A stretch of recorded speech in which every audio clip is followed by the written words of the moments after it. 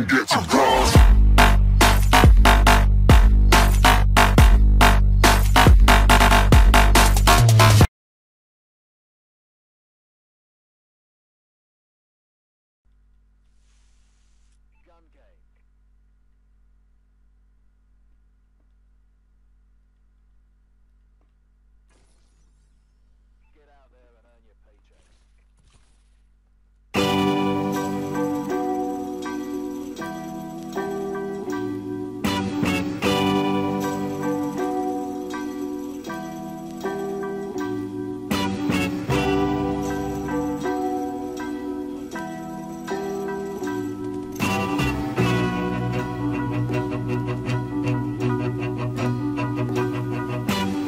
Yesterday, forget it. Tomorrow is nada. The present is right here through the breath. Watch it. Atheist Jesus piece hanging on a cross. We sit and discuss God on lawn chairs about how we got here, what it is, what it isn't. Shit. Fate versus faith, scrimmaging with coincidence. Leave out the marketing, hold up on the business end, focus on the genuine, and everything else you can shed the skin. I was a couple moves away from being dead. In that ER overdose and eyes bleeding red. I fell in love, made an album, got a buzz, lost it all, sobered up, and guess what? Now we meet again, and I'm back, finally just laughing. Expectations are resentments waiting to happen. Studying the Dharma, karma, Vipassana, practice Baha'u'llah, Buddha, God to the mountaintop, and I'm traveling, learning, yes, reflecting on what matters. People, permanence, lack of attachments. In space and time, a couple man-made distractions to measure a spirit that no human could ever capture. Church, this booth is my Vatican. I don't control life, but I control how I react to it. Student of the breath, break beats, I'm balancing desire versus truth until I finally find happiness. I'm gone.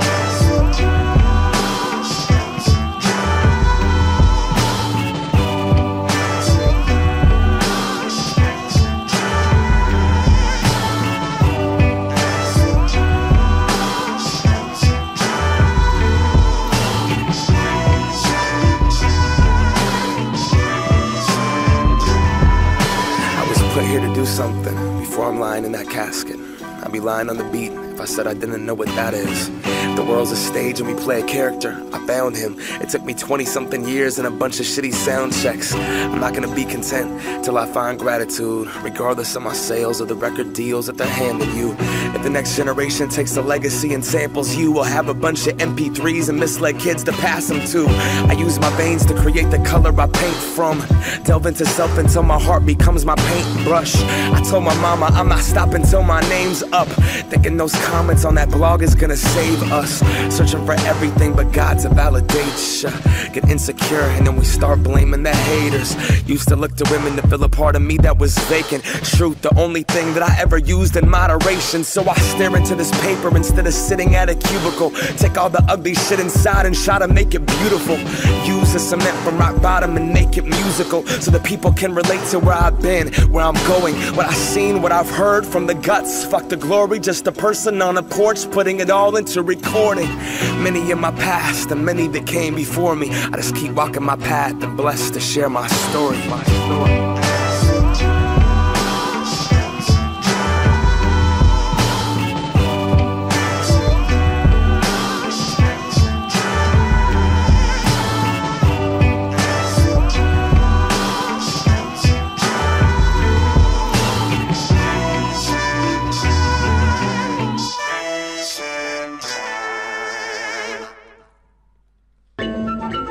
Ladies and gentlemen, this is an ode to the B-boy, B-girls, the people out there who do it for the love.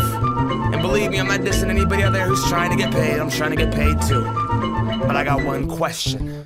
Whatever happened to the heart that pumped the passion into the art? The entity that gave you the energy to want to start. Right dancing by my battle and doing it in the park, where the mission was expression, not only the top charts. I don't know what happened, wanting to blow rap and you lose soul and passion for the flows and the tracks. Radio's lacking, controlled by fascists, assholes doing damage, but we're gonna take it back. Before beats to 100 G's a pop, all you needed was a tabletop and a beatbox. Hip-hop without the B-boy is like shell toes, only having 2 stripes. Hip-hop, we're free to write and graffiti, writing, crying, entice, and recite and organize and revitalize and I rhyme until the corrupt money making system notice the industry can eventually get served. Breakers and robbers are spinning a revolution through our words.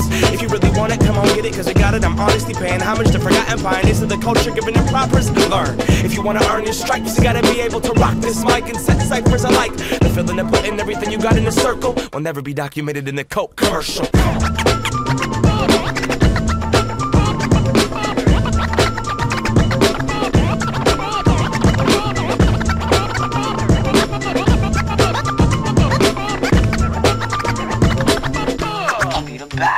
Now B-boys, B-girls, bring it back to the block. Let me see you get ill for real, pop and lock. If you record without thought, then stop, because I'll serve your whole album with the goddamn beatbox.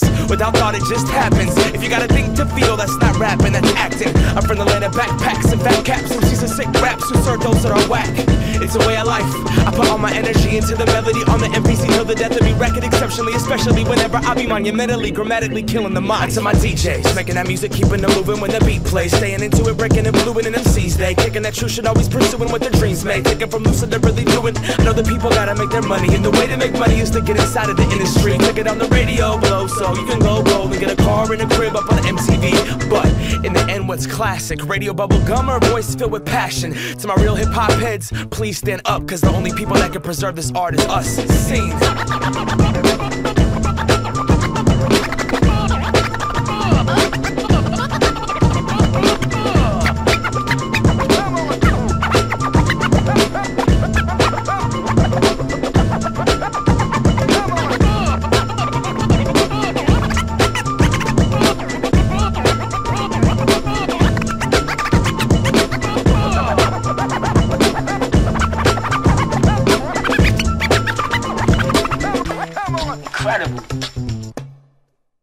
And that you should always pursuing what their dreams made. Taking from lucid, they're really doing. I know the people gotta make their money, and the way to make money is to get inside of the industry. Click it on the radio below, so you can go gold and get a car and a crib up on MTV. But in the end, what's classic? Radio bubble gum or a voice filled with passion? To my real hip hop heads, please stand up, cause the only people that can preserve this art is us.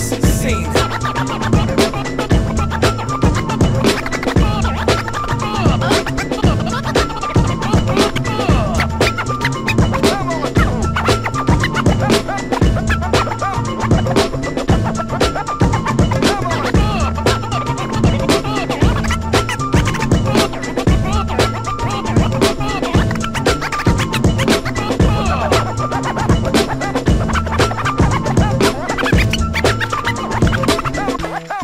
Incredible.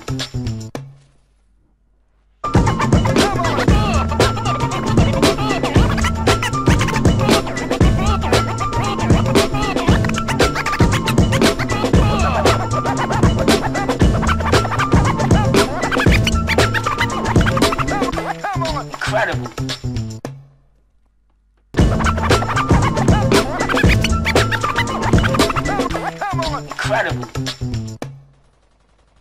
Incredible.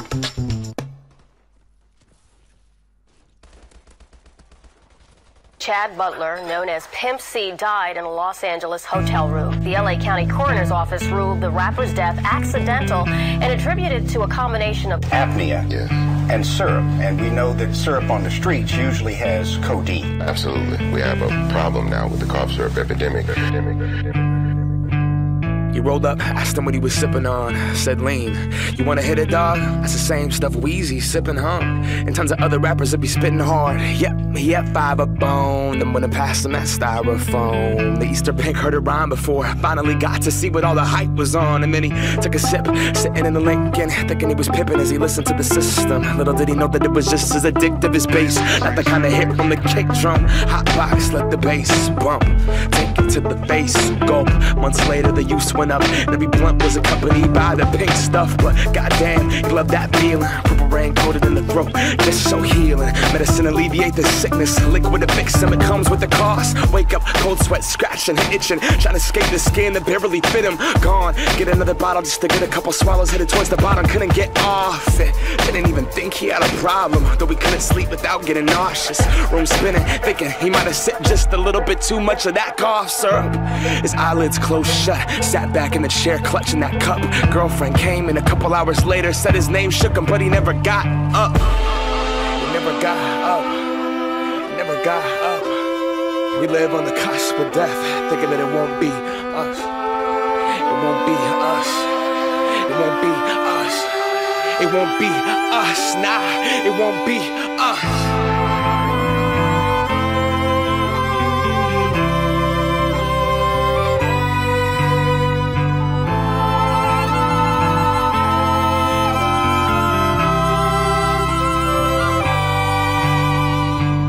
He just wanted to act like them. He just wanted to rap like him. Us as rappers underestimate the power and the effects that we have on these kids. Blunt past, ash in the tin, pack being pushed, harassed by the feds. The fact of it is, most people that rap like this talking about some shit they haven't lived. Surprise, you know the drill. Trapped in a box, decline record sales. Follow the formula, violence, drugs, and sex sells. So we try to sound like someone else. This is not Californication. There's no way to glorify this pavement. Syrup, Percocet, and an eighth a day will leave you broke, depressed, and emotionally vacant. Despite how Lil Wayne lives, it's not conducive to being creative. And I know cause he's my favorite. And I know cause I was off that same mix. Rationalize the shit that I try after I listen to Dedication. But he's an alien, I'd sip that shit, pass out, or play PlayStation. Months later I'm in the same place, no music made, feeling like a failure. And trust me, it's not dope to be 25 and move back to your parents' basement. I seen my people's dreams die, I seen what they can be denied. And weed's not a drug, that's denial. Groundhog Day life, repeat each time. I seen Oxycontin take 3 lives. I grew up with them, we used to cheat dimes. I seen cocaine bring out the demons inside. Cheating in line, friendship cease, no peace in the mind. Stealing and take anything to fix the pieces inside. Broken, hopeless, headed nowhere, only motivation for what the dealer's supplying. That rush, that drug, that dope, those pills, that crumb, that roach. Think I now will never do that, not that drug. Growing up, nobody ever does, until you're stuck looking in the mirror like I can't believe what I become. So I was gonna be someone, and growing up everyone always does. We sell our dreams and our potential to escape through that buzz. Just keep me up, Hollywood, here we come.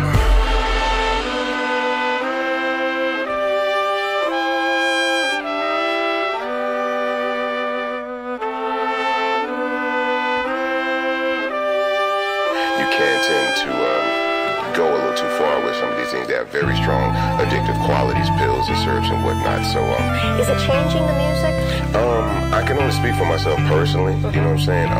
We had been toning down the content of certain things in the music lately. My new album, of course, probably won't have any references to cough syrup in it, but there's a little bit more than the music. I think it's going to start affecting the personal lives of a lot of artists and people